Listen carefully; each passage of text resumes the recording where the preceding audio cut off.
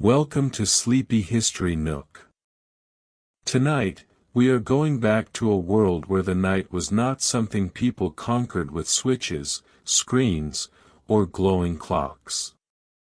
A world where the darkness after sunset was truly dark, where the day ended when the hearth grew low, and where sleep, for many households, did not always arrive in one long, unbroken stretch. It arrived twice, quietly, with a soft hour of waking in between. This story is offered only for relaxation and gentle curiosity, not as sleep advice. So lower the lamp, pull the blanket a little higher, and let the fire keep its patient little watch. History has waited centuries. It can wait until morning. Let the old night open slowly.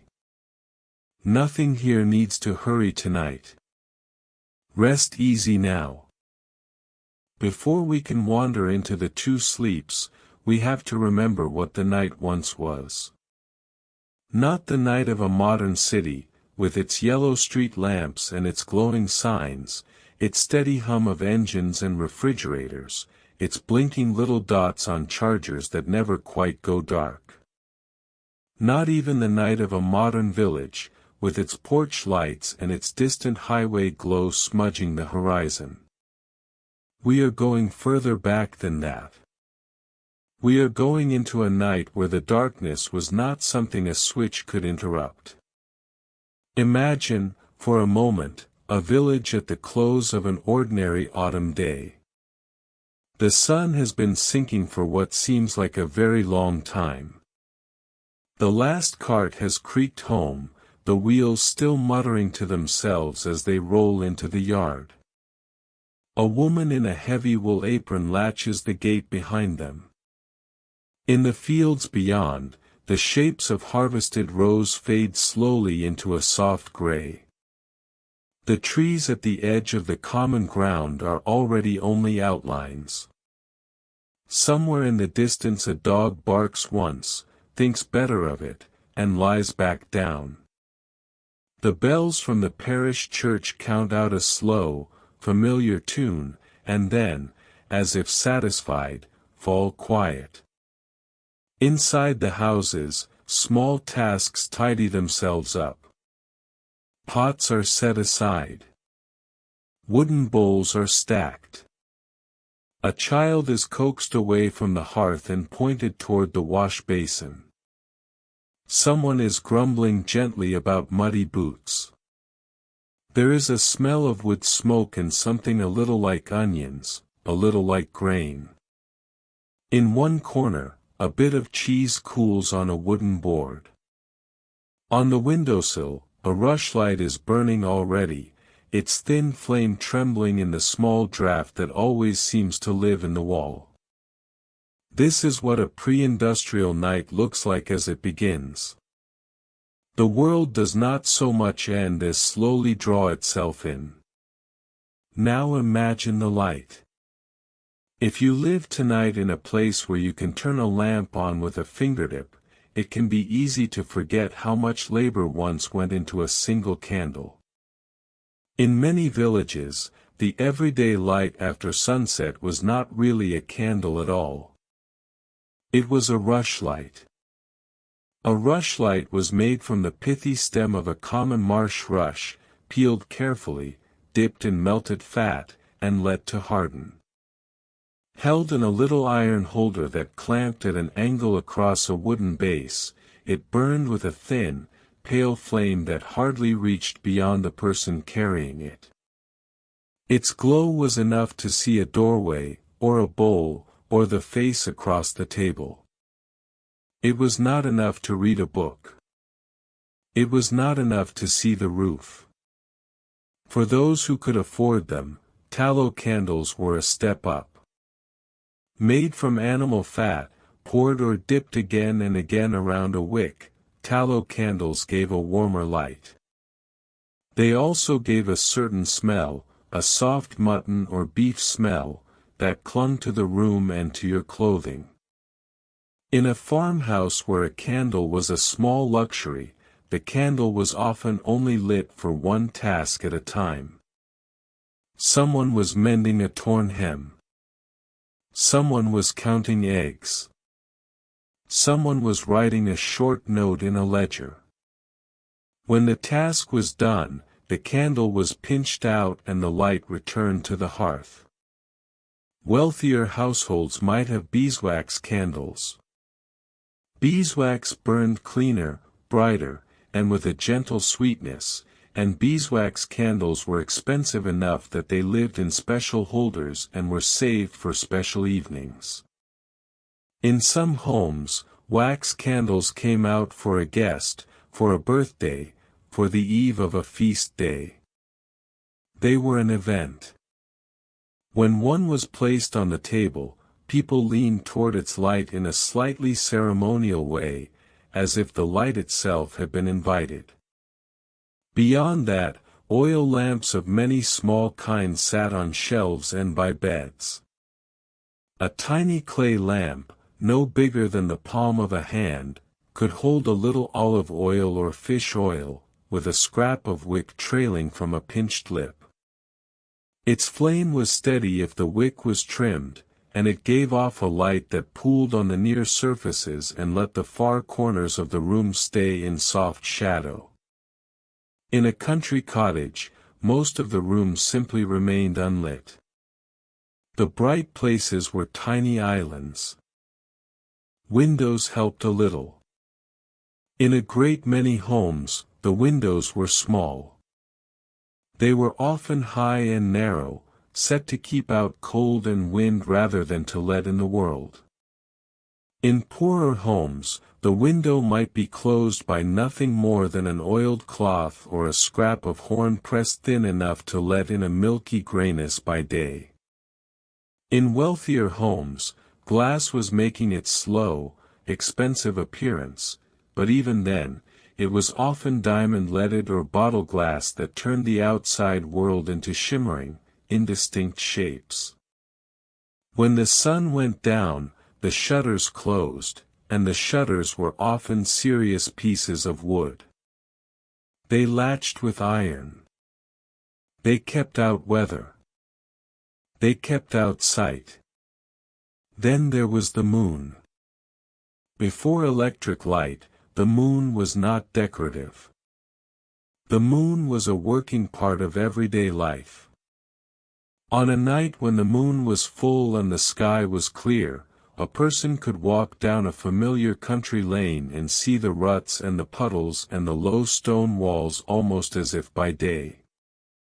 On a night when the moon was new, that same lane became a place of pure guesswork, felt out with the toes of your boots, memorized by the sound of your own footfalls. In many towns and villages, people planned their travel around the phases of the moon. A visit to a market, a walk home from a neighbor, a return from a fair, all of these could be scheduled for the days when the moon would be up and helpful. A dark moon meant an early bed. The stars mattered too. On a clear night, far from any city, the sky was crowded with them in a way that most modern eyes have never quite seen. The Milky Way was a proper band, a river of pale light. Constellations were not shapes you had to strain for. They were as familiar as the shape of a neighbor's face. In some regions, people navigated by stars, told the time by stars, told the season by which patterns rose. The night sky was a slow and patient book, and every villager had at least read the first few pages. Into this world of small flames and large darkness, the sounds of a pre-industrial evening arrived with astonishing clarity. Without traffic, without motors, without air conditioning, without television, without the low, constant hum of electricity itself, the ear had space. A cart passing 3 streets away could be heard as if it were passing under the window. A cough from the neighbor's house could carry across a stone lane. A dog barking 2 farms over could interrupt a quiet supper. Bells, above all, filled the air. Parish bells for prayer. City bells for the closing of gates. Watch bells at the corners. Somewhere in a monastery, small bells were being tapped to summon monks to their next office. Bells were the tissue of time. For the townspeople, night meant the closing of the gates. A city that took itself seriously enclosed itself with walls, and walls had gates, and the gates were closed at a specific hour. In some cities the closing was announced by a bell called the curfew bell, from the Old French couvre-feu, meaning to cover the fire. The name itself was a whole way of life folded into a single word. When the curfew bell rang, people were expected to bank down their household fires, to smother the embers, to draw the ashes over the coals so no spark could leap free and take the roof. Behind the walls of the city, the streets slowly emptied. The night watchmen took over the lanes with their staves and their lanterns. The night watch, in many European towns, was a strange, patient profession. A watchman walked a fixed route through the streets in the darkness. He carried a lantern, sometimes a horn, sometimes a bell, sometimes a wooden clapper. He called out the hours as he walked. 9 o'clock and all is well, 10 o'clock and all is well. His voice, low and rhythmic, drifted through the empty lanes and reached into shuttered rooms where people were already lying under wool blankets. His job was to notice fire. His job was to notice thieves. His job was to notice trouble. But most of all, his job was to be a small, warm human sign that someone was awake in the dark and that the town, though asleep, was still watched over. Many people, hearing his voice through the shutter, drifted more easily into their first sleep. Back in the countryside, there was no watchman. There was only the dog. Or several dogs. In a rural village, the dogs of one household would set off the dogs of the next, and the dogs of the next would set off the dogs across the fields, and a message about a fox in the hedge, or a wandering neighbor, or a passing owl, could travel across the parish faster than any horse. People lay in bed and listened. If the barking rose, they might sit up. If it fell away again, they turned onto their sides and closed their eyes. In towns, the darkness had another texture. Streets narrowed between timbered upper stories until the sky itself became a thin strip overhead. Refuse was supposed to be managed, but the streets still held the smells of horses, drains, damp straw, spilled ale, and yesterday's market. After the shops closed, wooden shutters folded over counters. Tavern doors leaked amber light for a while and then, one by one, were barred. A late apprentice hurried home with his master's warning in his ears. A baker, who would rise before nearly everyone else, checked the oven and slept earlier than the drinkers. A midwife might remain alert, because babies chose their hours without consulting bells. Every trade had its own relationship with night. Yet even in a city, the darkness could fall with a weight that is hard to imagine now. A single lantern on a corner did not illuminate a street, it announced that the street existed. A watchman's lamp did not make the lane safe in the modern sense, it made a small circle of brownish light that moved when he moved. A person at an upstairs window might see the lantern pass below, then watch the wall opposite vanish behind it. The darkness returned as if it had merely stepped aside. For children, this world of evening could be both frightening and comforting. Stories were told near the fire not only because stories entertained, but because a story gives shape to a room. A grandmother's voice could make the rafters less strange. A father's quiet instruction about tomorrow's work could make the dark feel orderly. A mother's hand smoothing a blanket could matter more than any candle. The night was large, but the household made a smaller world inside it. Inside the house, the hearth was the last thing to be tended before sleep. In a great many pre-industrial homes, the hearth was the center of everything. It cooked. It heated. It lit. It dried wet cloaks. It reheated hands. When the family had finished the last small task of the evening, the hearth was banked. Banking a fire is a gentle art.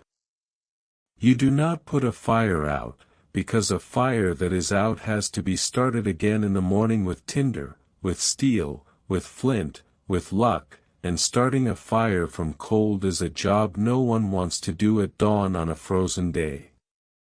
Instead, you rake the embers into a mound. You cover them with a soft blanket of ash. You leave them to breathe just barely. In the morning, you scrape the ash aside and the coals are still alive, red at the heart, waiting for a puff of breath and a small twig to become a proper flame again. While one person banked the fire, another perhaps checked the door.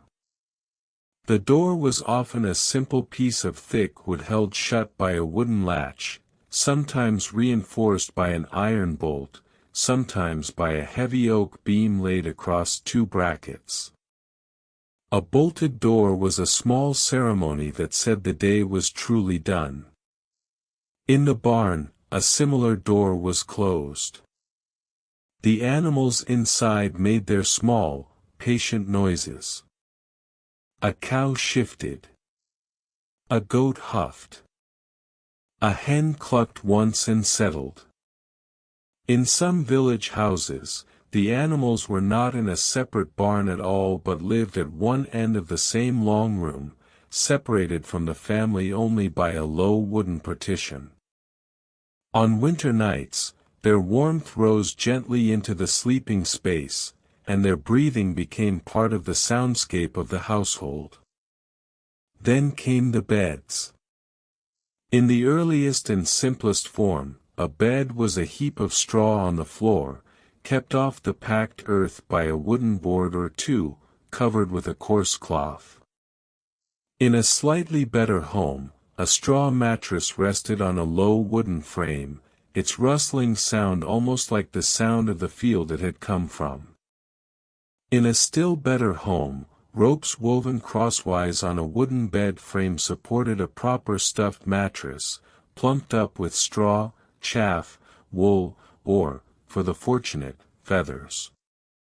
Around the bed, in colder rooms, curtains might hang from a wooden canopy. These bed curtains were not decoration alone. They were insulation. Pulled shut on a winter night, they trapped the warmth of the sleepers inside a smaller, private box of air, safe from the draft that whispered around the shutters and under the door. On top of the mattress lay the wool blanket. In many households, this blanket was the family's largest textile investment. It was heavy. It smelled a little of sheep. It scratched, gently. It also held warmth like a patient friend. Above the blanket, in richer homes, a fur cover or a quilted cover might be laid down, in poorer homes, a second, thinner blanket, or even an outer cloak worn in the daytime, was added for a cold night. The pillow, if there was one, was often a cloth sack stuffed with straw or feathers or, in some rural houses, with the down of a certain herb. Under the pillow, on many nights, a small prayer book, a charm, or a folded scrap of paper with a beloved name was tucked out of habit rather than expectation. The last small pieces of the evening were personal. The nightcap. In an unheated bedroom, in a house with no central heating and only a distant hearth in another room, a warm head made all the difference to sleep, and a soft woolen or linen nightcap was tugged down snugly over the ears. Bare feet were tucked under the blanket quickly, because the wooden floor or the packed earth was cold.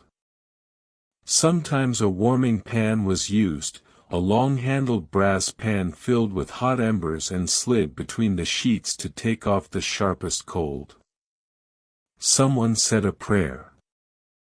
Someone whispered good night. The rushlight was pinched out. There were other kinds of night, too, depending on where a person lived.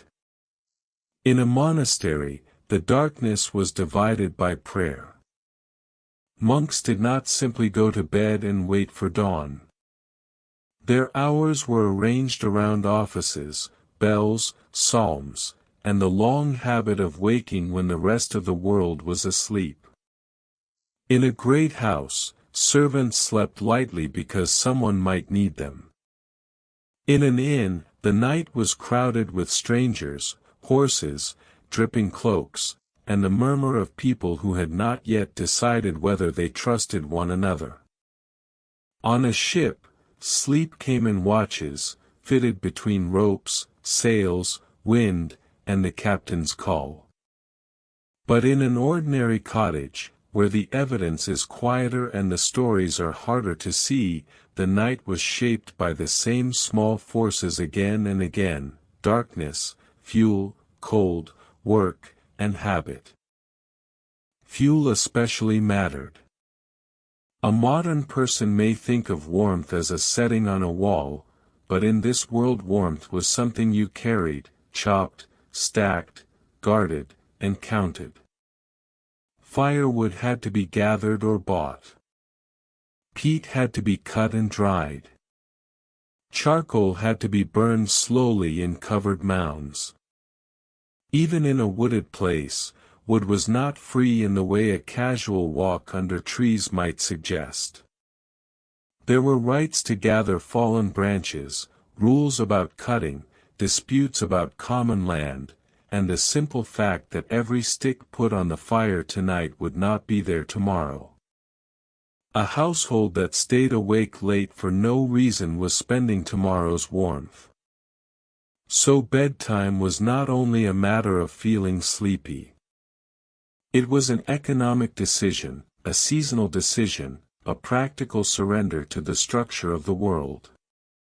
If the room was dark and the fire was low and the work was finished, the wisest thing a tired body could do was climb into bed. In winter, that meant climbing into bed very early by our standards. In summer, the evening stretched longer, because the light stayed longer. The year itself breathed through the household schedule. Long nights invited long sleep. Short nights shortened it. The bed might hold more than one person. Shared sleeping was common not only because of poverty, but because bodies are warm. Brothers might sleep together. Sisters might sleep together. A married couple might share with a small child. Servants might sleep in pairs or groups. Travelers at an inn might find themselves sharing a bed with someone whose name they had learned only an hour before. Privacy, like light, was often a luxury. In the old night, warmth and safety mattered more than the modern idea that every person should have a separate room, a separate mattress, a separate silence. That shared warmth changed the feeling of sleep. A person waking in the night might hear another person's breathing close by, feel the tug of a blanket, sensed the weight of a child turning in dreams. The darkness was deep, but it was not always empty. It was full of breath, wool, straw, wood smoke, and the low animal comfort of a household gathered inward against the cold. And then the darkness truly arrived. The hearth in the next room was banked, only a low red glow reached under the door. The shutters were closed, only the faintest edge of moonlight, or none at all, slipped through. Outside, the watchman perhaps called the 9th hour. Inside, breath slowed. The blanket rose and fell. Somewhere, a mouse in the wall investigated a crumb. The fire in its bed of ash breathed almost silently. And into that soft, complete dark, the first sleep began. Now that the first sleep has begun, let us stay in the room a little longer. The rushlight has gone out. The hearth is banked under ash. The shutters are drawn, and the house has lowered itself into that old, complete darkness that our modern rooms almost never know. Under the wool blanket, the sleepers are not thinking about history. They are simply tired. Their bodies have followed the day from field to hearth, from market to table, from prayer to bed. The first sleep takes them quickly. For a long time, historians did not pay much attention to what happened next. History, like daylight, tends to prefer events that leave clear shadows. Wars leave documents. Kings leave seals. Merchants leave ledgers. But sleep is soft. Sleep slips through the record. Most people did not write down that they slept, because it was too ordinary to mention. And yet, if you look carefully into old diaries, court records, medical books, sermons, poems, household manuals, and letters, a phrase begins to appear again and again. First sleep, then another phrase. Second sleep. Those two little phrases are the doorway into tonight's story. The historian most closely associated with this doorway is A. Roger Kirch, who spent years gathering references to the night in pre-industrial life. He was not searching only for sleep. He was searching for the whole world after sunset: fear, work, prayer, crime, courtship, superstition, travel, illness, and quiet domestic routine. But as he read through old writings, he began to notice that many people in earlier centuries used the language of two sleeps almost casually, as if everyone around them understood it. A man might say that something happened after his first sleep.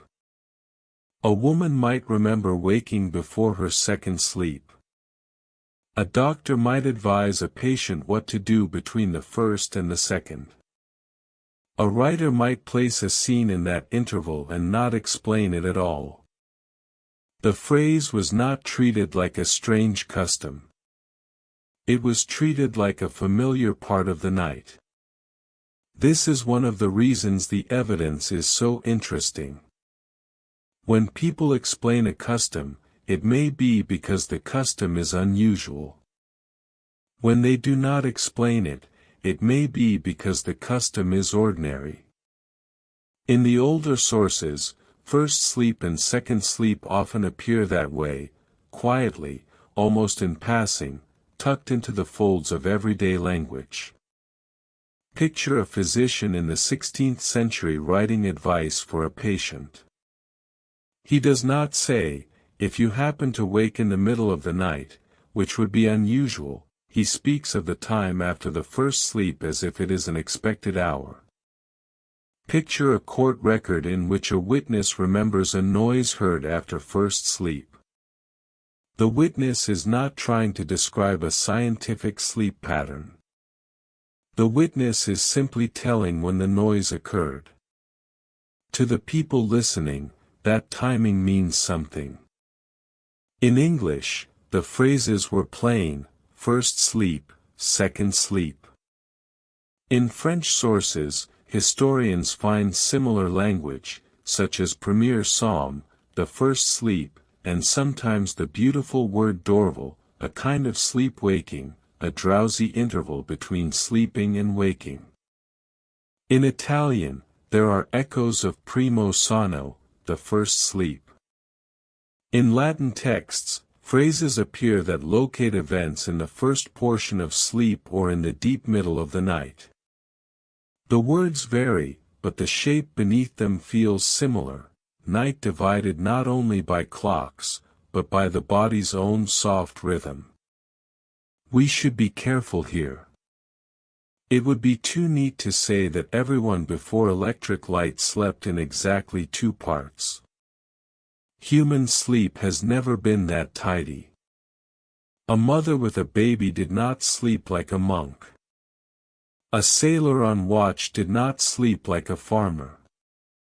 A servant in a crowded attic did not sleep like a wealthy merchant behind bed curtains. Summer nights were shorter than winter nights. Northern winters were darker than southern ones. Illness, hunger, worry, alcohol, cold, noise, and work all changed the night.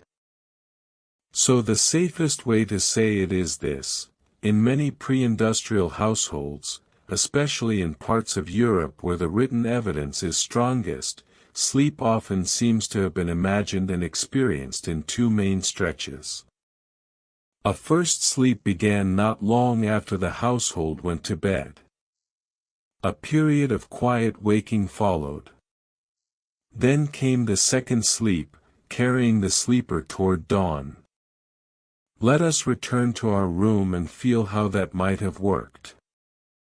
The family has gone to bed early by modern standards. Perhaps it is 8 o'clock in winter, perhaps a little later in summer. The day has been physical, and there is no bright light to stretch the evening.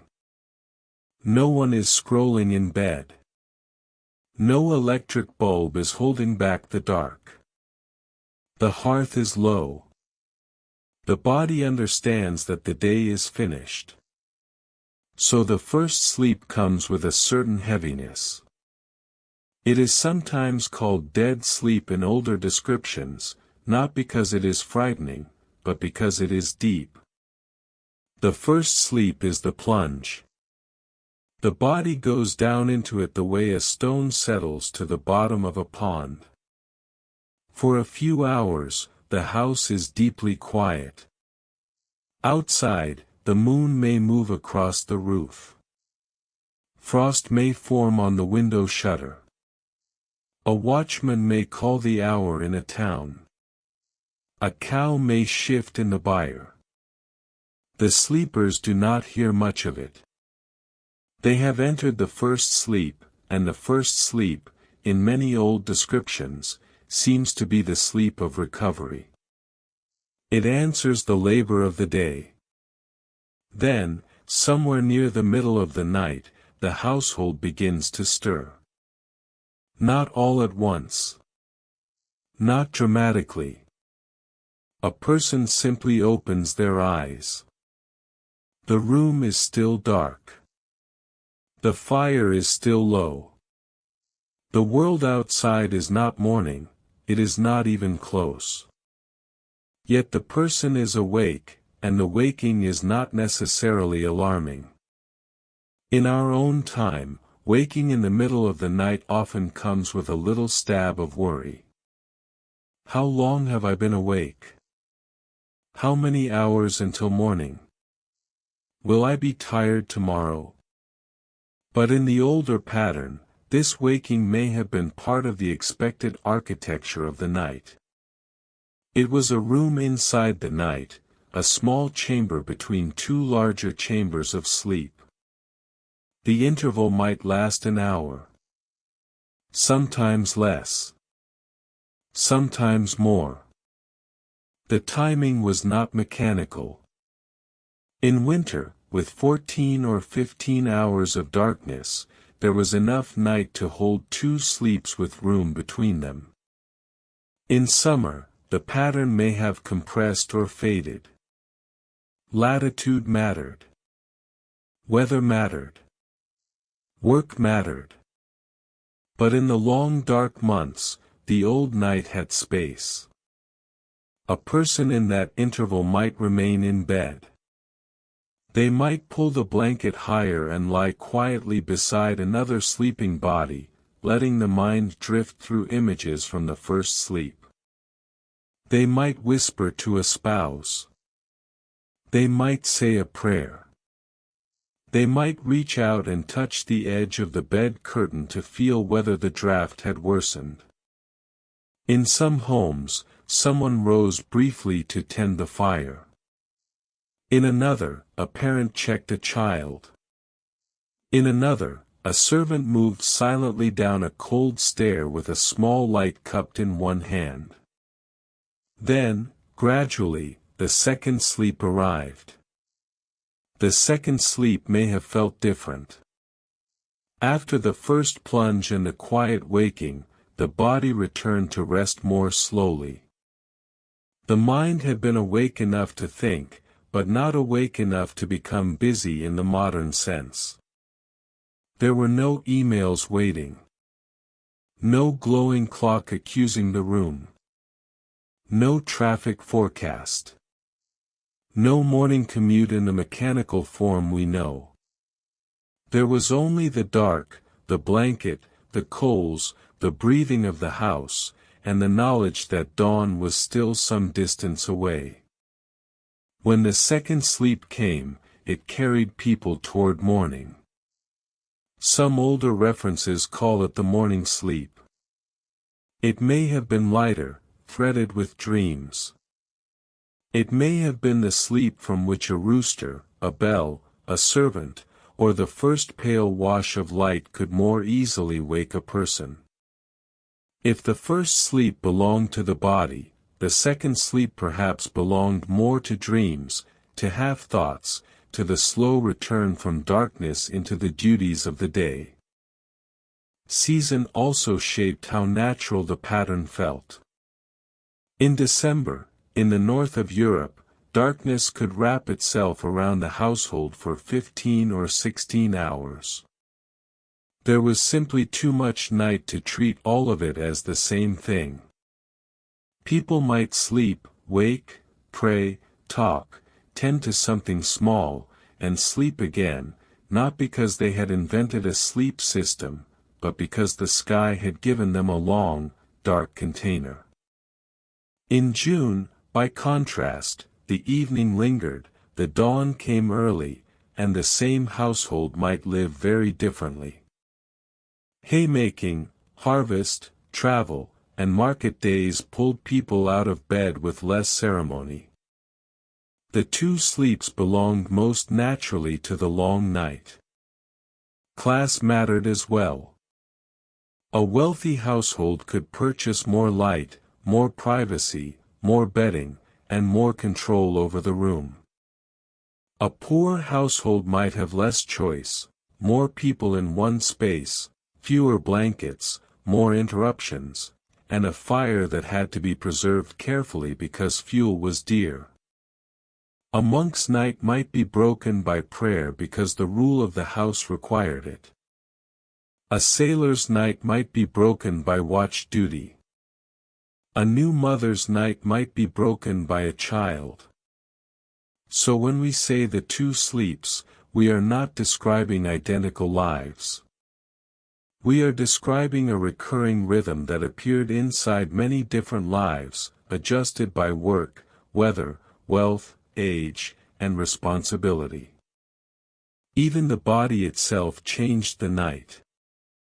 The old and the young slept differently. A laborer after harvest might sink deeper into first sleep than a merchant anxious over debt. A sick person might hover restlessly at the edge of both sleeps. A person grieving might find a quiet waking hour too full of memory. These human variations do not weaken the pattern, they make it real. History is never a diagram. It is always a room full of breathing people. This pattern, in its simplest form, sounds almost too gentle to be historical. We are used to imagining the past as harsher, dirtier, more dangerous, more dramatic. And it was often all of those things. But history also contains habits so quiet that they hardly make a sound. The two sleeps may be one of those habits, not a law, not a universal rule, but a recurring shape in the night. One of the most curious things about this old pattern is that modern experiment has given it a faint echo. In the 1990s, the sleep researcher Thomas Ware studied what happened when people were placed in long periods of darkness that resembled winter nights before electric lighting. Instead of 8 hours in bed with artificial light before and after, participants spent much longer nights in the dark. At first, they slept heavily, as if paying off a debt. But after some time, many settled into a pattern that looked strikingly like the historical descriptions. They slept for several hours, woke peacefully for a while, and then slept again. We do not need to turn this experiment into a simple answer. It does not prove that all people everywhere once slept in two parts. It does not prove that modern sleep should copy the past. But it does suggest something important. Under long darkness, with the pressure of artificial light removed, the human body may sometimes find a rhythm that is not a single block. It may find a door in the middle of the night. That door is the heart of this episode. Think again of the winter household. The first sleep begins soon after nightfall because darkness is practical. To stay up late requires fuel. It requires candlelight. It requires a reason. In a world where light is expensive, idleness after dark is costly. Even a candle is a little piece of stored labor. Someone rendered fat. Someone dipped the wick. Someone cared for the bees. Someone bought the wax. Each hour of artificial light has weight. So the body goes to bed when the world does. But if the body goes to bed at 8 or 9, and dawn is not until 6 or 7, the night becomes very long. A single uninterrupted sleep of 10 or 11 hours is not always what the body does. Instead, the first sleep occupies the early part of darkness. The quiet waking opens in the middle. The second sleep carries the household forward. The long winter night is not empty, it is arranged. There is comfort in that thought, as long as we hold it gently. The old night was not only a place of fear. It was not only wolves, thieves, spirits, and locked gates. It was also a place with rhythm. People knew its rooms. They knew what it felt like to wake when the world was still entirely dark and not treat that waking as failure. They knew how to lie still. They knew how to whisper. They knew how to wait for sleep to return without demanding that it hurry. Of course, some nights were not calm. A sick child changed the night. A storm changed the night. A landlord's demand, a debt, a quarrel, a bad harvest, a fever, a soldier passing through, all of these could make the middle waking anxious. The two sleeps were not a fairy tale. They belonged to real bodies in real houses, and real houses had cold floors, insects, smoke, fear, pain, and worry. But the pattern itself seems to have offered a kind of expectation. If you woke after first sleep, you had not necessarily fallen out of the night. You had entered another part of it. This matters because expectations shape experience. In a modern bedroom, the small blue numbers on the clock can turn waking into arithmetic. 3:15. 4 hours until the alarm. Maybe less. How long have I been awake? The mind begins to count, and counting is not very sleepy. In the older room, there might be no visible clock at all. The person might judge time by the depth of the dark, by the cold in the room, by the state of the fire, by the distant call of a watchman, by the movement of the moon if the shutter was open. Time was present, but it was softer. The phrase first sleep also tells us that people named this experience. Naming a thing gives it a place. A named thing is less lonely. To say after first sleep is to say that the night has already been divided for you by custom, language, and memory. Your parents knew the phrase. Your neighbors knew the phrase. The doctor knew the phrase. The priest perhaps knew it too. In some communities, even the law might understand testimony located in that interval. This was not merely private insomnia. It was social time, however quiet. The written traces appear across different kinds of life. A court witness may remember that an argument was heard after first sleep. A medical writer may suggest a certain activity between sleeps. A devotional text may shape prayers for the deep hours of the night. A poet may use second sleep as an image of returning rest. Even where the details differ, the underlying assumption remains: the night can be divided, and the division is familiar. Because most of the evidence comes from written sources, we are also mostly hearing from worlds that produce documents. That means Europe, and especially Britain and parts of Western Europe, are overrepresented in the research. The poor left fewer documents than the wealthy. Women left fewer documents than men, though their lives were deeply involved in the night. Many cultures had their own ways of dividing darkness, but we should not pretend we know them all equally. The careful historian does not stretch the evidence beyond its shape. So in this episode, when we speak of first sleep and second sleep, we are mostly walking through the documented night of medieval and early modern Europe, with a few careful glances elsewhere.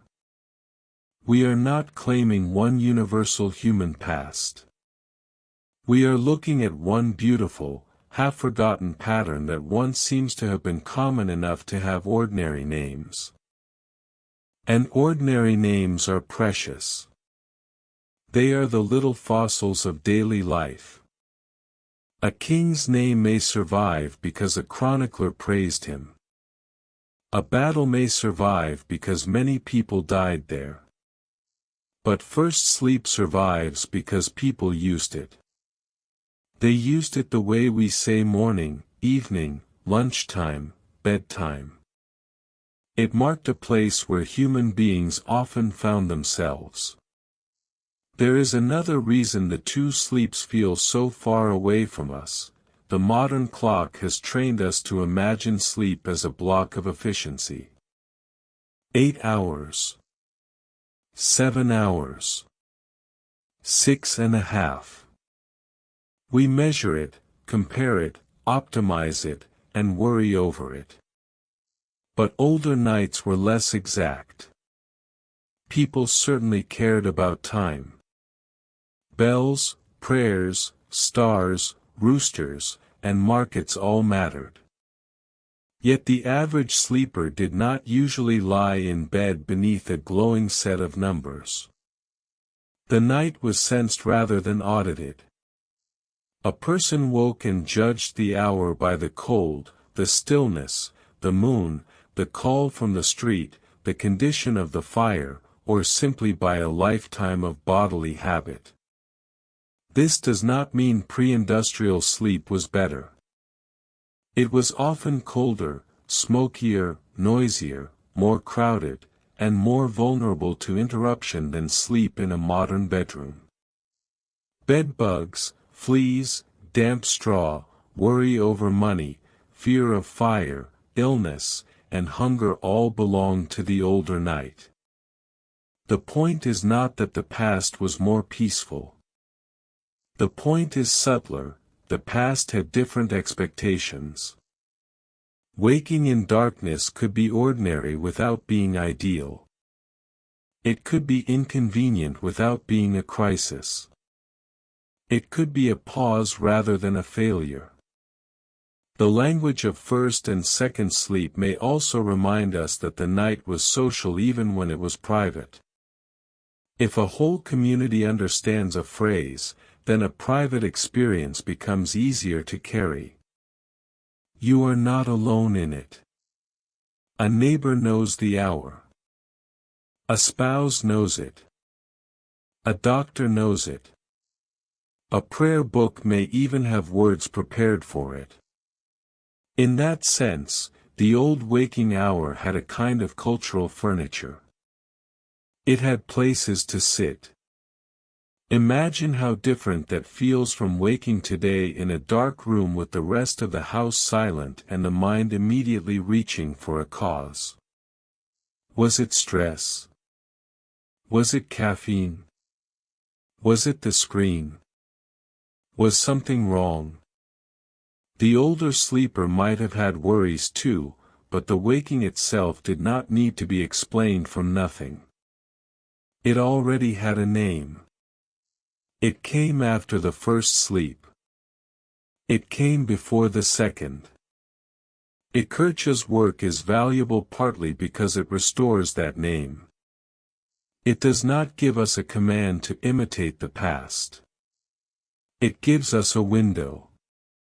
Through that window we see people not as strange old figures in paintings, but as bodies in beds, doing one of the most human things imaginable, falling asleep, waking, thinking quietly, and falling asleep again. By now, in our imagined room, the first sleep is ending. Someone turns under the blanket. The straw mattress whispers. A hand reaches out in the dark and finds the edge of the bed curtain.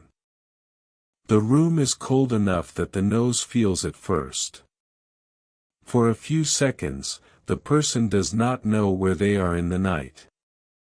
Then the house speaks softly, the low breath of coals, the creak of timber, the animal shifting at the far end, the deep silence outside the shutter. There is no panic. There is only the old middle of the night. This is the hour we enter next. The quiet waking hour. The little island between the two sleeps, where history is not made by kings or battles, but by whispered prayers, small chores, half-remembered dreams, and the patient glow of a fire that has not quite gone out.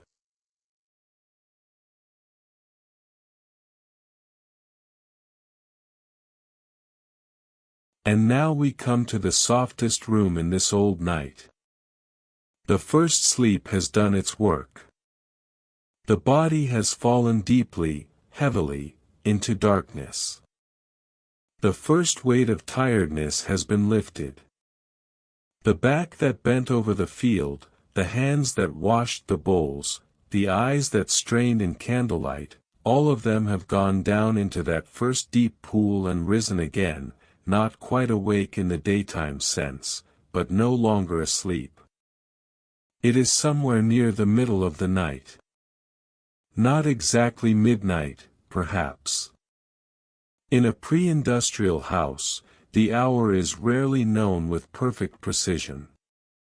It may be the time when the watchman has just called through the lane. It may be the time when the moon has moved from one corner of the shutter to another. It may be the time when the fire has settled so low that the room has cooled, and one sleeper, turning under the wool blanket, feels the air at the edge of the bed and opens his eyes. No bell has rung beside the bed. No alarm has startled anyone upright. There is no bright clock face to accuse the wakeful person of failing at sleep.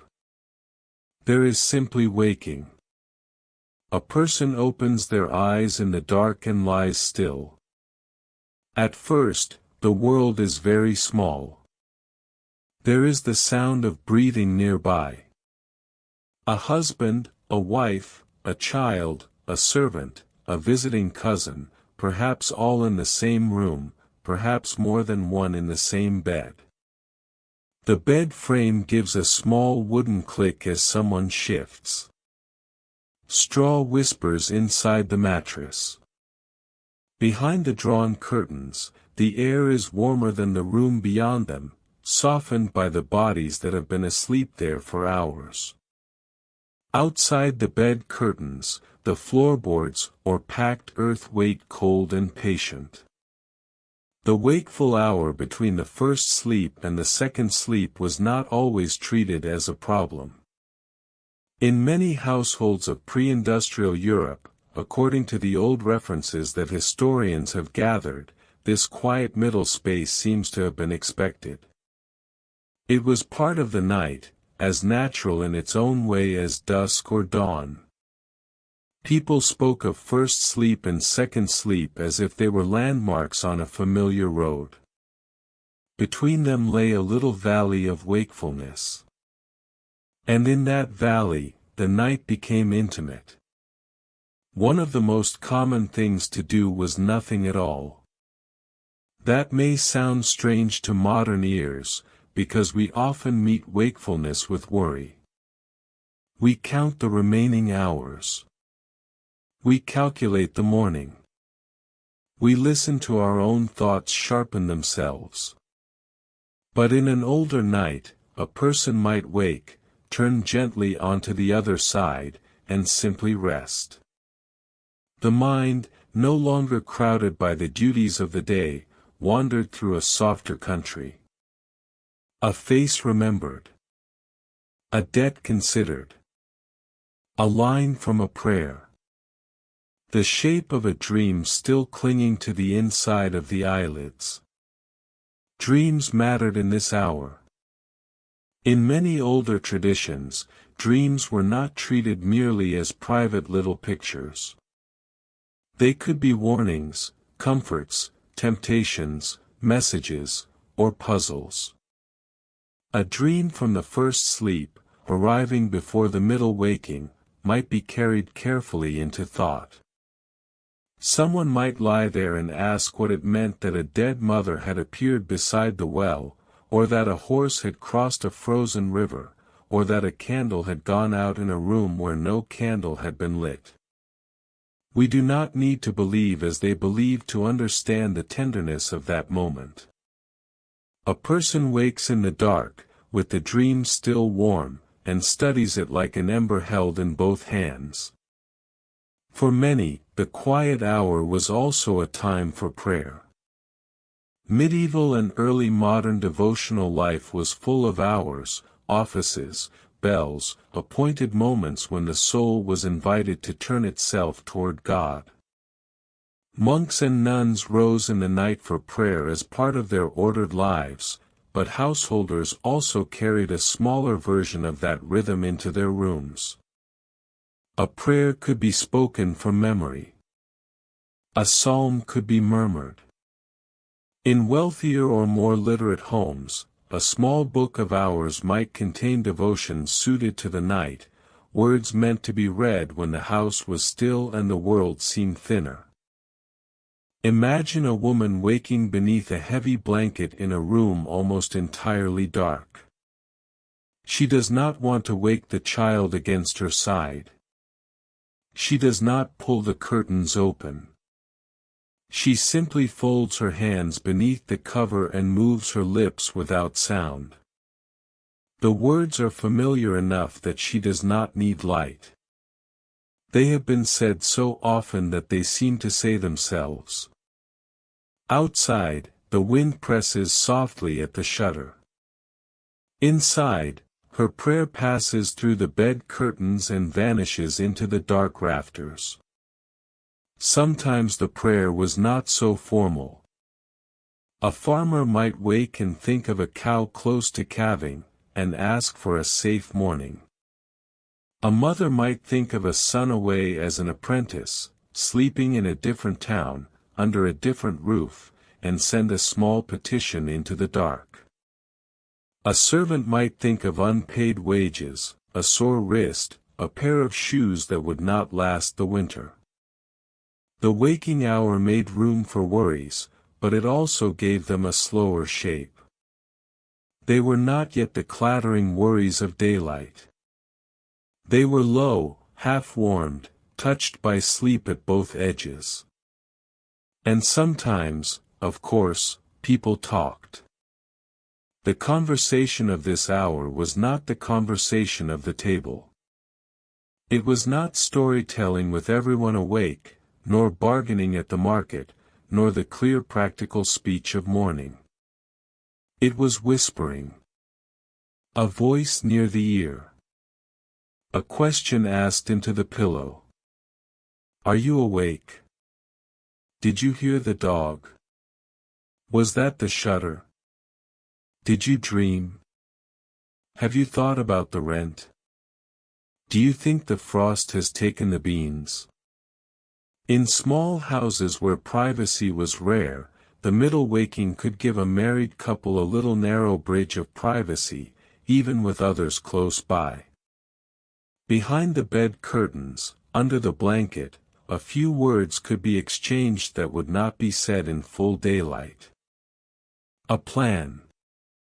A fear. A joke too small to survive the morning. A remembered injury softened by sleep.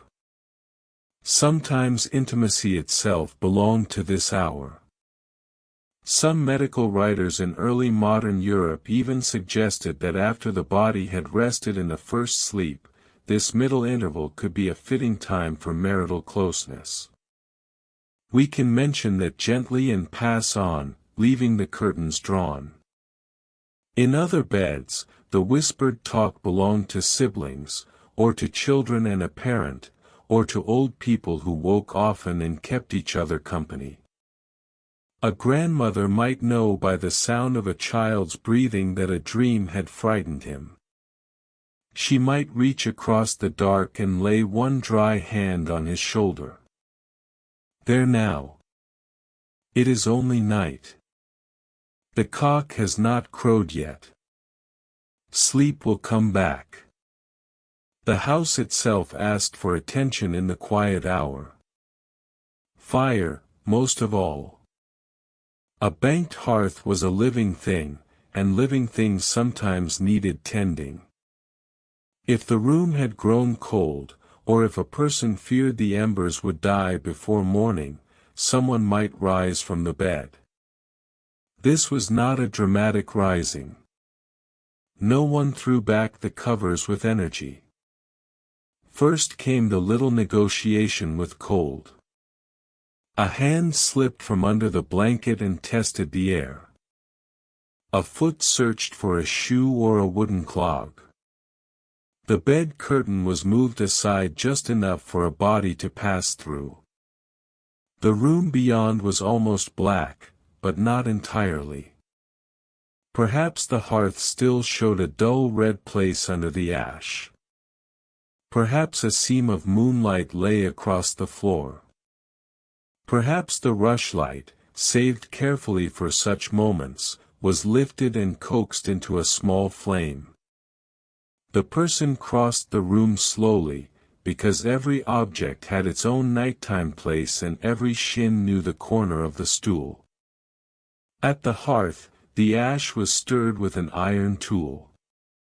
A red coal appeared, then another. The glow brightened as if waking too. A small piece of wood was added, not enough to make a lively blaze, just enough to keep the heart of the fire alive. Smoke shifted in the chimney. The room took one deeper breath. This tending of the fire was a practical act, but it was also comforting. The fire was continuity. It carried yesterday into today. It meant that morning would begin with warmth instead of the hard work of striking sparks from flint and steel. To wake in the middle of the night and see the embers still alive was to know that the household itself was still alive, that all had not gone cold. After the fire came the door. In a town, one might listen for the watchman outside. In the countryside, one might listen for animals. A strange barking could pull a person out from under the blanket. A fox near the henhouse. A latch unsettled by wind. A cow shifting too restlessly in the byre. Not every waking led to action, but some did. A man might take up a lantern and step into the yard. A woman might open the inner door and call softly toward the stable end of a longhouse.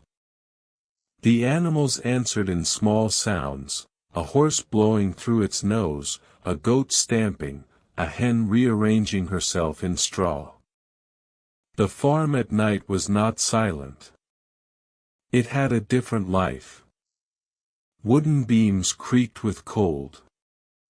Harness leather gave off its faint smell. Hay settled in the loft. Mice owned the spaces between walls. If an animal needed water, or if a newborn creature had to be checked, the quiet waking hour made a pocket of time for that. A few handfuls of fodder. A look at a swollen udder. A quick check that the barn door had not worked loose. Then back across the yard, with the lantern flame leaning in the wind, and back to the bed before the body's warmth was entirely lost. In wealthier houses, or in households where literacy had taken root, the middle waking could also be a time for reading and writing. We should picture this carefully, because light was costly. No one lit a room as casually as we do. A candle burned money. A rushlight burned a small labor of gathering, peeling, dipping, and storing. Still, for some people, the hour between sleeps was useful because the day could be too crowded for thought. A merchant might sit at a small table and make a note in a ledger, counting what had been promised and what had actually arrived. A minister might add a line to a sermon, the phrase coming to him after his first sleep with the strange clarity that sometimes belongs to the middle of the night. A young woman in a house with books might read a devotional passage by candle, holding the page close to the flame so that only a little circle of words existed at a time. The rest of the room stayed shadowed, as if protecting the thought from the noise of the world. Writing at night had its own sound. The scratch of a quill. The pause for ink. The careful breathing of someone trying not to wake the room. In a diary, the result might be only a line or two. Waked after my first sleep. Much wind. Dreamed of my brother. Prayed and slept again. Such a line, if it survives, becomes a tiny window for historians centuries later. Through it we see not a grand event, but an ordinary person keeping company with the dark. In some places, the waking hour even opened the door to brief visiting. We should not imagine whole villages cheerfully wandering all night, every night. That would be too neat, to storybook. But there are references to neighbors calling, to short visits after first sleep, to a social night that did not always end at bedtime. In a world where darkness was common property and the hours were shaped by season, a person awake between sleeps might cross a short distance to another household, especially if moonlight made the path familiar. Picture it softly. A cloak pulled around the shoulders. A latch lifted with care. The cold immediate on the face. Across the lane, another small light. Not a party, not a festival, just two wakeful houses acknowledging each other in the middle of the long night. A few words by the embers. News of a sick neighbor. A borrowed tool promised for morning. Then the visitor returns, leaving almost no mark except a track in frost or mud and a slightly brighter ember in memory. The quiet waking hour was not only European in its relation to timekeeping, though the first sleep and second sleep pattern is most strongly documented in European sources. Other old nights had their own careful divisions. In Chinese cities, for example, night could be marked by watches, sometimes called gong, with drums or bells sounding the progress of darkness through the streets. The point is not that a Song or Tang city slept exactly like an English village. It did not have to. The point is gentler than that. Before electric light, many societies treated the night as a landscape with regions. It had a beginning, a middle, and an ending. People knew where they were inside it. In Edo Japan, too, one can imagine a different but related texture: paper lanterns, wooden houses, narrow streets growing still, the night divided by customary time rather than by glowing digital numbers. A paper lantern did not defeat darkness. It carried a little round of permission through it. The person holding it still belonged to the night, still moved at the night's pace. These glimpses are only cameos, not equivalences, but they remind us that the modern single block of brightly bordered sleep is not the only way human beings have inhabited darkness. Back in our European room, the hour moves on. There is another kind of work that belongs here too, quieter than feeding an animal or stirring a hearth. It is the work of remembering. In the daylight, memory often has to wait its turn. There is bread to cut, water to carry, wool to card, wood to stack, accounts to settle, children to call back from the lane. But at night, after the first sleep, a person may find that memory has come and sat down beside the bed. An old man might remember the sound of his father's voice calling cattle across a field long since divided by hedges. A young apprentice might rehearse the face of home, not because he means to, but because the dark has taken away the distractions of the shop. A widow might wake and, for one moment, expect the familiar breathing beside her, and then remember again that the bed has changed. None of these moments would necessarily be written down. Most lives left no diary. Most prayers left no ink. But the human mind has always used the night as a chamber for what the day cannot hold.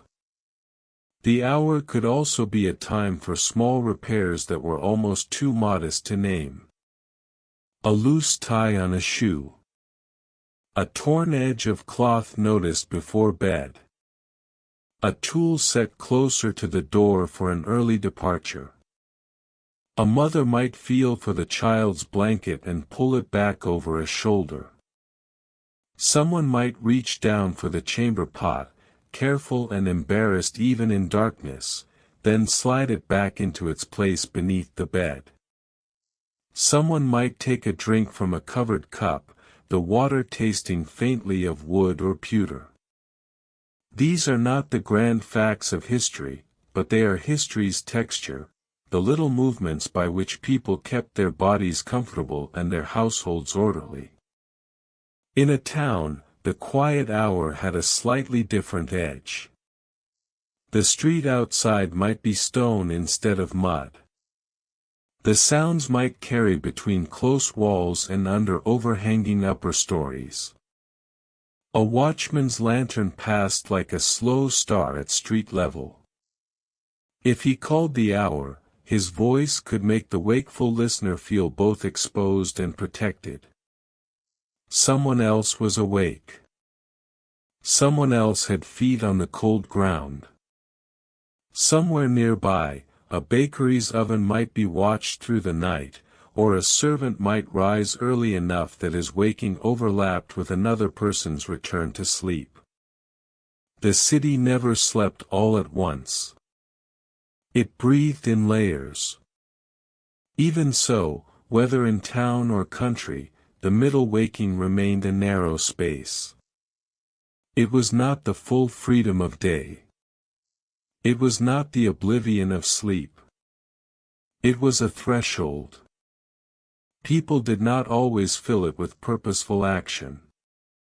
Often they simply passed through it, as one passes through a quiet hallway with a hand along the wall. The wakeful mind begins to soften again. The prayer has been said. The embers have been stirred. The door has been checked.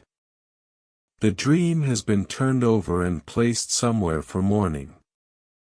The whispering has thinned into silence. A person who rose now returns to bed with cold feet and grateful hands. The bed curtains part. The mattress rustles.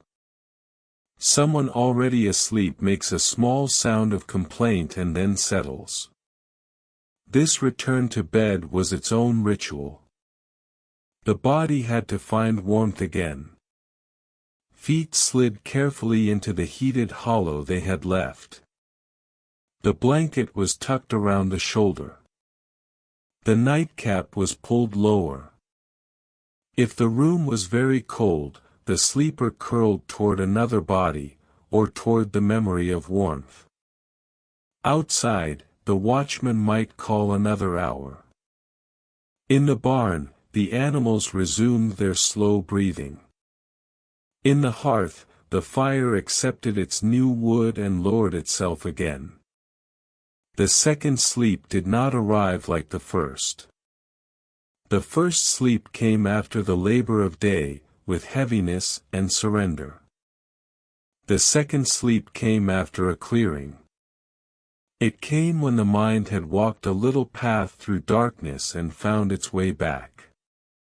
Some sources call it the morning sleep, and the name is lovely, because it points already toward dawn. The room is still dark, but the night has turned. Somewhere beyond the shutter, beyond the roofline, beyond the fields, morning is beginning its long approach. A person drifts now with less fear of the dark, because they have been awake inside it and found it ordinary. The silence is not empty. It contains the house, the family, the animals, the embers, the road, the watchman's fading call, the moon sliding west. It contains all the small continuities that make a life feel held together. And so the quiet hour closes. Not with a command, not with a cure, not with any lesson for how we ought to sleep tonight, but with an image, a low room, a heavy blanket, a red coal under ash, a face turned toward the pillow, and the long, patient night gathering its sleepers back into the second sleep. There was also the simple act of listening. Modern rooms are rarely silent, even when they seem quiet. A refrigerator clicks, a pipe shifts, a phone waits on the table, a car passes somewhere beyond the glass. In the older waking hour, the sounds were fewer but more legible. A sleeper could tell whether rain was soft or hard by the roof.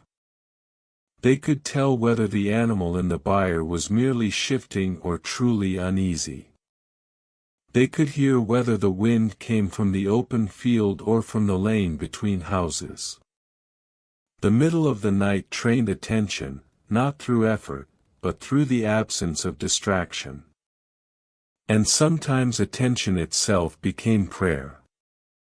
Not a formal prayer with all the words lined up, but the kind of prayer made from noticing, the warmth still held under the blanket, the fact that the child was breathing steadily, the coals still alive, the door still latched, the roof still above you. In a difficult world, these were not small things. The second sleep carries us toward morning, and for a while the old pattern seems as steady as the turning of the seasons. First sleep, quiet waking, second sleep. Dusk, midnight, dawn. A house closing itself against the dark, a household resting in two soft portions, a world that understands night as something wide enough to contain more than one kind of sleep. But history rarely removes an old habit all at once. It loosens it. It thins the threads one by one. A phrase that once sounded ordinary begins to sound old-fashioned. A practice that once needed no explanation begins to need a footnote. The night does not vanish, of course. It remains outside the window, above the roof, behind the moon and the clouds. But the human night, the lived night, slowly changes its shape. The two sleeps did not disappear because someone made a rule against them. No town council rang a bell and declared that everyone must now sleep in one solid block. No inventor leaned over a machine and said, "This will end the first sleep." Instead, the change came quietly, through lamps and clocks, through streets that stayed bright a little later, through work that began at sharper hours, through evenings that became more tempting to extend. One of the first changes was simply more light. For centuries, as we have seen, light after sunset was precious. A rushlight gave a narrow, trembling flame. A tallow candle was useful but smoky and costly. A good wax candle was a small luxury. Oil lamps had to be filled, trimmed, watched.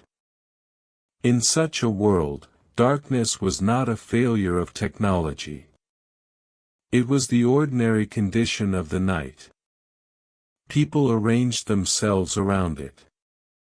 Then, little by little, the lamps improved.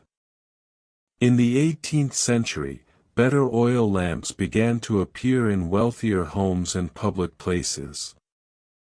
Designs changed. Wicks grew more efficient. Glass chimneys helped steady the flame. Reflectors pushed light outward instead of letting it vanish upward into smoke. A lamp still needed fuel, still had to be cleaned, still belonged to a household economy, but it could be brighter, steadier, more useful than the small flames of earlier centuries. A brighter lamp does not sound like a revolution. It sounds like a convenience. A person can read longer. A shopkeeper can count money with less strain. A family can sew or talk or play a quiet game after supper. But conveniences are powerful because they do not announce themselves as revolutions. They simply make a new choice easier than the old one. If the room is a little brighter, then perhaps bedtime moves a little later. If bedtime moves a little later, the first sleep begins later. If morning work still waits at the same hour, the second sleep has less space into which it can unfold. The old valley between sleeps may still open for a time, but it grows narrower. A person wakes, turns over, and the dawn is closer than it used to be. The streets changed too. In earlier towns, night belonged to shutters, watchmen, and the occasional lantern. But in the late 17th, 18th, and 19th centuries, many European cities began to light important streets more regularly. At first this lighting might be uneven, dim, and dependent on oil lamps that had to be tended by lamplighters. Still, it changed the feeling of a city after dark. A street with lamps is not the same street as a street without them. Imagine a lamplighter moving down a lane at dusk, carrying his ladder or pole, touching flame to one glass box after another. Each lamp opens a small golden room in the air. The stones below it appear. Doorways step out of shadow. The curve of a signboard can be read. The face of a passerby is not entirely hidden. The darkness between lamps remains, but it is interrupted now, measured, domesticated. Later, gaslight deepened the change. Gas street lighting, spreading through major cities in the 19th century, made the evening brighter and more public. A gaslit street could shine with a steadier, stronger glow than many oil lamps had managed. Shops could display their windows. Theaters could release their crowds into a city that did not immediately close around them like a fist. The evening became not only a time for ending the day, but a time for spending money, seeing people, lingering. And lingering matters. In the older village evening, once the bowls were washed and the hearth was banked, there were fewer reasons to resist the dark. But in a city with lamps, the night began to offer invitations.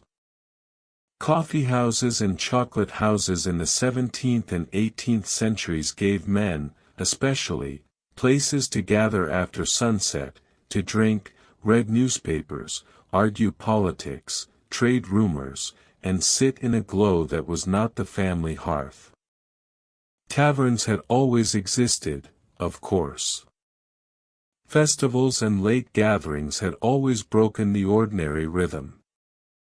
But the growing urban evening made late sociability more regular, more commercial, more visible. A coffeehouse was a small engine of wakefulness. The drink itself carried a bitter alertness, and the room carried its own kind of light. Cups clicked. Newspapers rustled. Someone read a paragraph aloud. A merchant heard shipping news. A writer found an audience. A stranger became, for an hour, part of a talking public. Outside, the lamps burned. Inside, the mind was asked to stay sharp. The theater also extended the day. An evening performance drew people out when an earlier generation might have been drawing curtains. Candles blazed along stages and in chandeliers. Painted scenery glowed. Musicians tuned. Carriages waited in the street. The performance might end late enough that returning home was itself a night journey, but now that journey belonged to pleasure and fashion rather than necessity. For those who could afford such evenings, the night became a social possession. Of course, most people were not floating from theater to chocolate house every night. A poor seamstress, a farm laborer, a servant in a great house, a child in a village cottage, all had different nights. The disappearance of the two sleeps was not evenly paced. Rural darkness lasted longer than urban darkness. Poverty kept old rhythms alive after wealth had begun experimenting with new ones. Season mattered. Weather mattered. Work mattered. There was no single moment when Europe stopped sleeping in segments. But the center of gravity shifted. Another change came from time itself, or rather from the way people measured it. Older time was not vague, but it was elastic. The sun rose and set.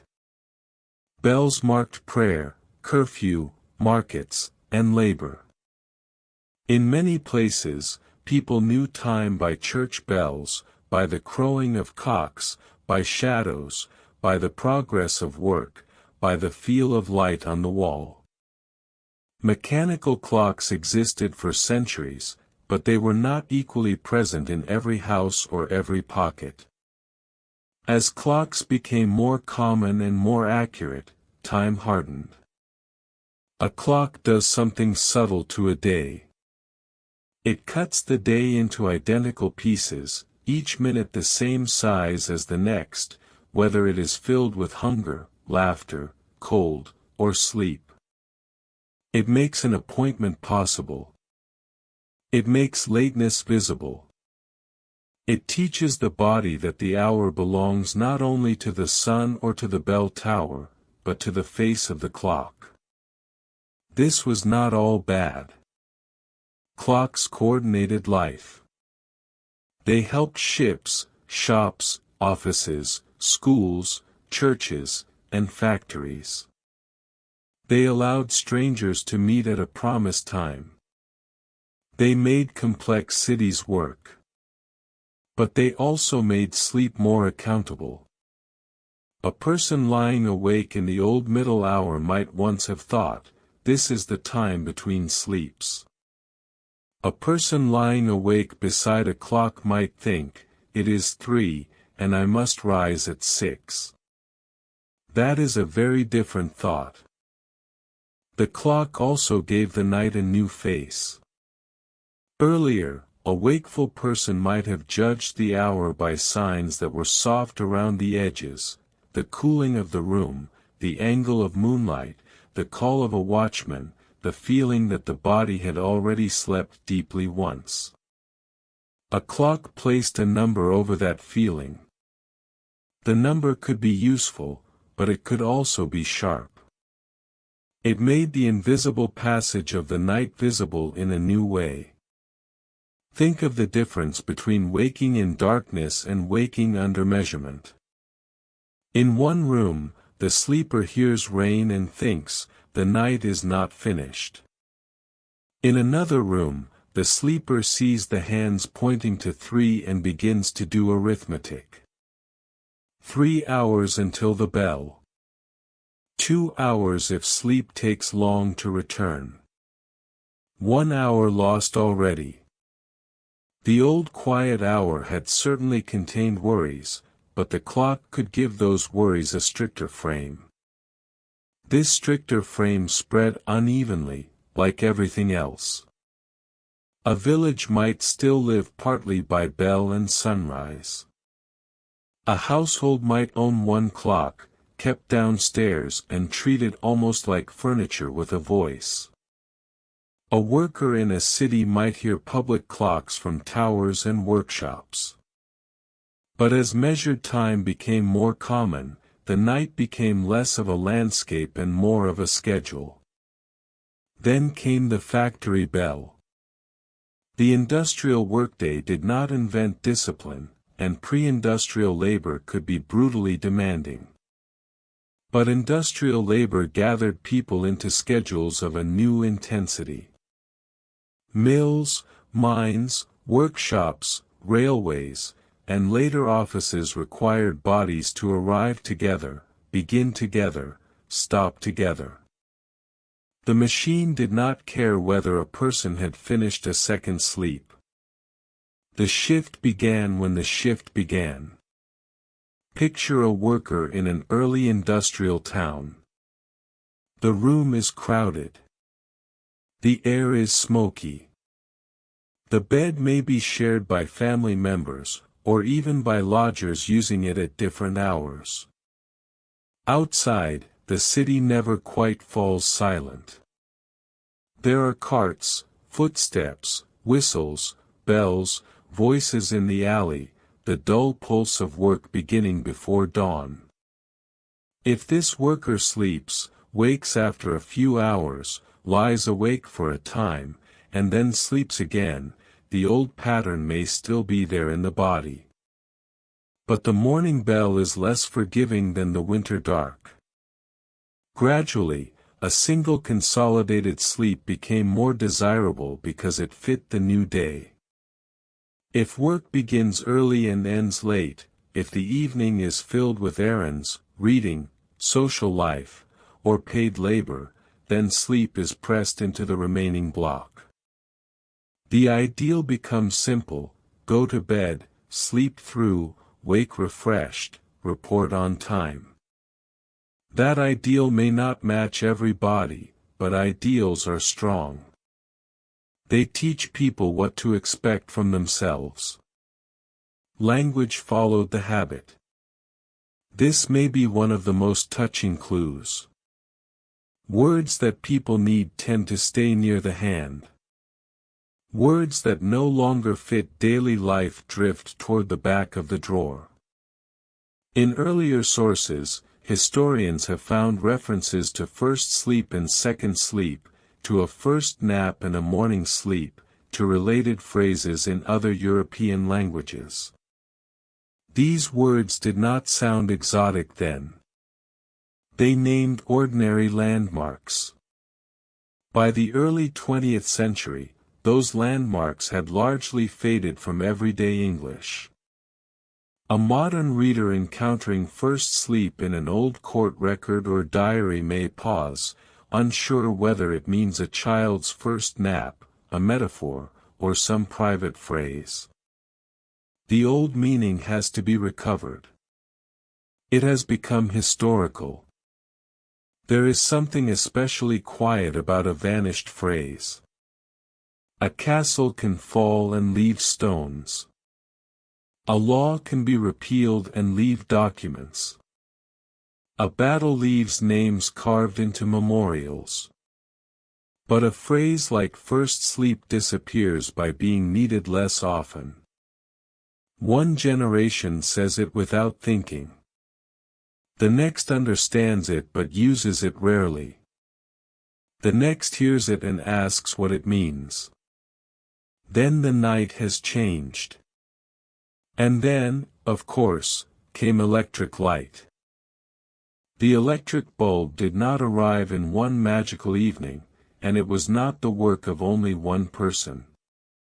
Inventors such as Joseph Swan in Britain and Thomas Edison in the United States helped make practical incandescent lighting part of the modern world, while many engineers, workers, companies, and power systems built the larger web that allowed bulbs to glow in homes and streets. Electric light spread unevenly, first as wonder, then as luxury, then as infrastructure, then as expectation. At first, a bulb must have seemed almost uncanny. No wick to trim. No grease smell. No pool of spilled oil. No careful match held to a reluctant flame. A glass pair suspended from a ceiling could fill a room with steady light at the touch of a switch. The old household negotiations with darkness changed. The child could read in bed. The shop could remain open. The factory could run longer hours. The street could shine after midnight. Electric light did not merely make the night brighter. It made darkness optional, at least for those who could afford and access the new systems. That is a profound shift. Earlier people could push back against darkness, but they rarely defeated it. A candle was an island. A bulb could make the room forget the sea. Once darkness became optional, the old partnership between the long night and the sleeping body weakened. Winter no longer had the same authority indoors. A December evening could be stretched with lamps until it resembled an October evening, or a May evening, or something outside the seasons altogether. Work, leisure, study, entertainment, domestic chores, all could move deeper into the night. The body might still carry older possibilities, but the environment was speaking a new language. Still, it is important to be gentle here. The story is not that modern life ruined a perfect ancient sleep. The old night had fear in it. It had cold, smoke, pain, illness, fleas, hunger, worry, and danger. Many people in the past would have welcomed a clean lamp, a warm room, a safer street, a clock that helped them keep a wage, a morning not governed by guesswork. We should not romanticize darkness into a cure. Nor should we turn the two sleeps into a prescription. This video is not a secret instruction manual. Human sleep has always been varied. Some people sleep in one stretch. Some wake often. Some nap. Some work nights. Some care for children or elders. Some live under skies where the seasons stretch and compress the dark in extreme ways. The older two-part night is not a command. It is a window. And through that window, perhaps, we can look with a little more kindness at the strange hour when many people wake today. You know the hour. Or perhaps you do not, and if you do not, may your rest stay easy. But many people know it well. The room is dark, though not as dark as an old room. A phone face glows on the table, or a digital clock makes 3 small numbers in blue or red. The house is quiet. The mind rises suddenly, for no clear reason. A person opens their eyes and thinks, "Why am I awake?" That question can become heavy very quickly. Why am I awake? How long have I been awake? How tired will I be tomorrow? What if I cannot sleep again? Modern wakefulness often arrives with a little courtroom inside it, and the wakeful person becomes both accused and judge. Historians and sleep researchers sometimes wonder whether this middle-of-the-night waking is, for some people, an echo of older rhythms. Not proof. Not destiny. Not a rule. Just an echo. A footprint in soft ground. The body wakes, perhaps, because bodies have not forgotten every older possibility simply because rooms have changed around them. If that is true, even partly, it changes the emotional color of the hour. The waking is not necessarily a failure. It may simply be a kind of old doorway opening for a moment. Most of us do not live in the world that made the doorway useful. We have morning alarms, work schedules, electric rooms, and lives arranged around consolidated sleep. But for one quiet minute, when the house is still and the dark gathers close, we may be nearer to our ancestors than we think. Imagine the two nights laid gently over one another. In the older room, a person wakes after first sleep. The hearth is low. The wool blanket is heavy. The wind is at the shutter. No clock scolds the darkness. A prayer moves silently through the mind. A hand finds another hand beneath the cover. A coal glows under ash. In the modern room, a person wakes in the small hours. The heating hums. A street lamp draws a pale stripe on the ceiling.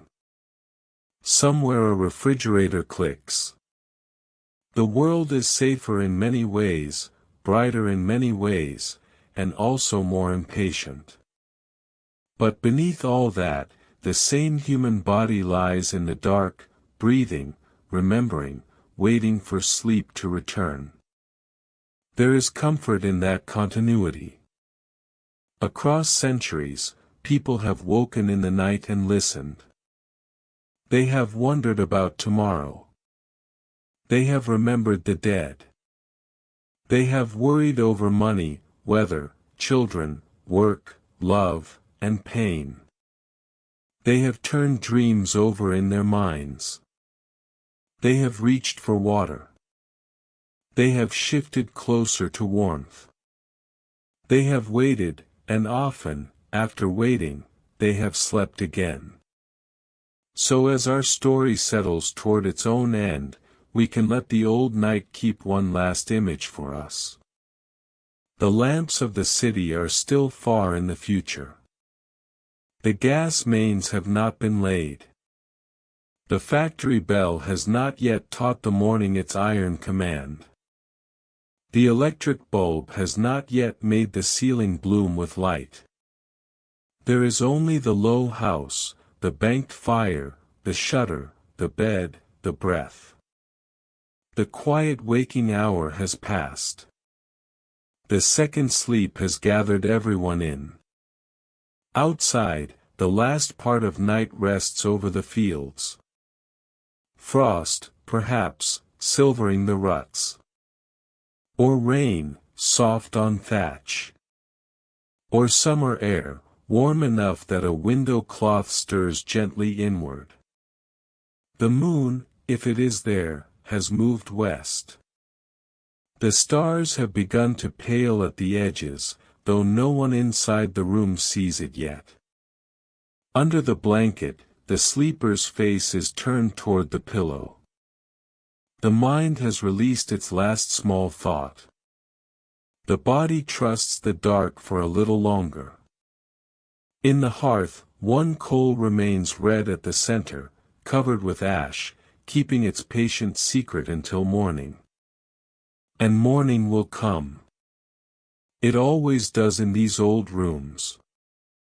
A cock will call. A child will stir. Someone will push back the bed curtain and feel for shoes on the cold floor. The ash will be lifted from the embers. A twig will catch. Smoke will climb. The door will open to the pale yard, and the day, with all its ordinary needs, will begin again. But not yet. For now, there is only the second sleep. There is only the soft, deep pause before dawn. There is the old darkness, not empty but full of breathing.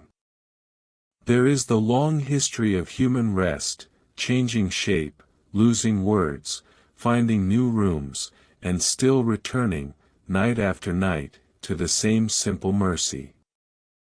The fire lowers.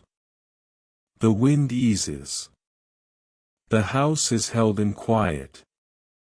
And if you are still awake, you may let yourself drift with it now, not toward a lesson, not toward a rule, but toward rest. The first sleep is history. The second sleep is memory. The morning is still far enough away. Sleep can come back slowly. Let it come.